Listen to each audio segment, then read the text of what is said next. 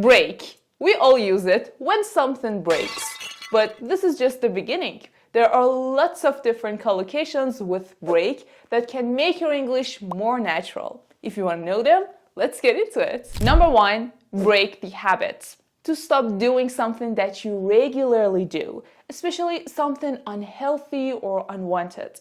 For example, if you bite your nails or if you drink too much coffee every day, if you decide to break the habit, you're actually trying to stop doing that. When you try to break a habit, you're actually trying to improve your life, to do something better than that. When you see someone who's an alcoholic, someone who drinks alcohol too much, you can give them some advice and tell them, you should break this habit. This is so unhealthy.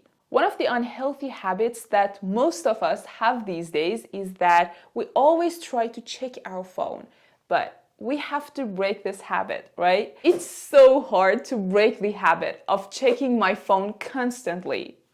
Is it hard for you or no? So when you're doing something that is not very healthy for you, you know it, but you can't control it.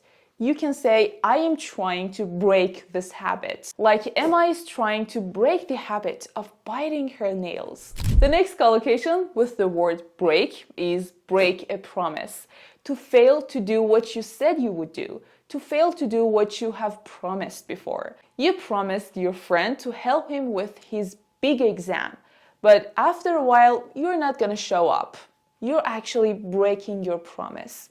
You are not doing that, so you're breaking that promise. This can hurt trust between two people. Like, I trust you that you are going to help me when I'm gonna move into another apartment. But that day, you are not gonna come and you're not gonna help me. I would say, you broke your promise. Imagine it's your birthday. Your parents promised you to buy a laptop for you.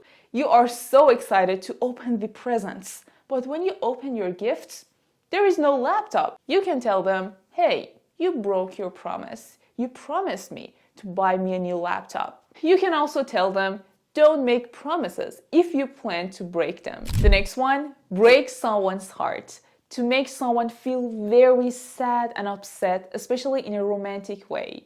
For example, imagine your partner leaves you without saying goodbye. This can definitely break your heart. Or when you're watching a sad movie and at the end the main character dies. This is not a happy ending movie, so this might break your heart. For example, he knew that the truth would break her heart, so he decided not to tell her. It caused deep emotional pain when they saw their childhood home was being destroyed. The next one, break the silence. To start talking after a period of quietness, or to discuss something that was being avoided. If a group of friends stops talking after a big argument, one of the friends could break the silence by apologizing or by telling a joke. No one likes awkward silence. No one likes some awkward situations where no one is talking.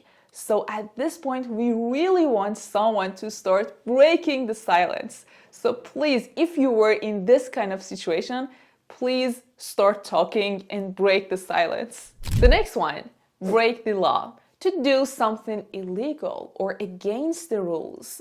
When you're driving through a red light or when you're stealing something from a store, you might get into a serious trouble by breaking the law, so be careful. Imagine you're in a taxi and you ask the driver, hey, how old are you? Do you have a driving license? The driver says, no, I don't have a license. You're gonna freak out. Hey, you're breaking a law by driving without a license. When you see a boy is throwing some trash in a park, not in a trash can, you can tell them, hey, this is against the law. You are actually breaking the law. He didn't realize he was breaking the law by smoking at the office. Break a record. To do something better, faster, or longer than anyone else has done before. She is training to break the school's swimming record. He broke the record for the fastest marathon time. So when you achieve a result that is much better than any other result, you can say you have broken a record. You have done something that is better, faster, or longer than anyone else has done before. The next one, break the ice. This is my favorite collocation because I'm an English teacher and also I am an extroverted person. So I always try to start a conversation or an activity to make people feel more comfortable in a new situation. Every time you start a new class, at the first session, you can see that the students are feeling a little bit awkward because they don't know each other. But when you start playing a game or starting a conversation, each of them are going to talk to each other. They're going to introduce themselves. By doing this, you are breaking the ice. You're doing something to make them feel more comfortable. If you are in a party where you don't know anyone, telling a joke can actually break the ice and make it easier to talk to others. At the meeting, I broke the ice by introducing myself first. The last one, break the news.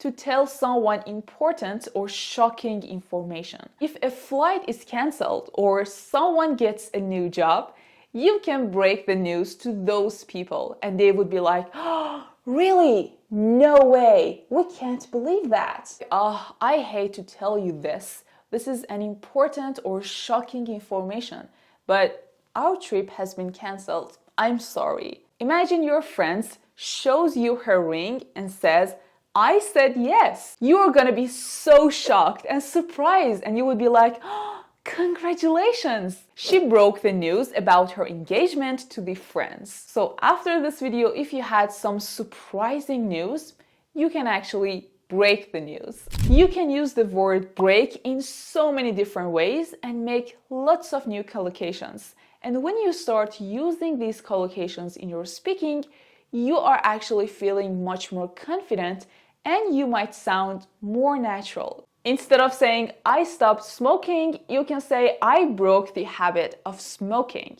If you keep practicing and making more sentences with each of these collocations that I told you, I guarantee you that you can remember them much faster and start using them in your everyday speaking. And by doing that, you can improve your English much faster and expand your English vocabulary. So yeah, that was it for today's video. If this video was useful for you, don't forget to subscribe to my channel right now and like this video to support me. That was it for today's video. Thank you for watching. I hope you enjoyed it. Bye. Have a nice day.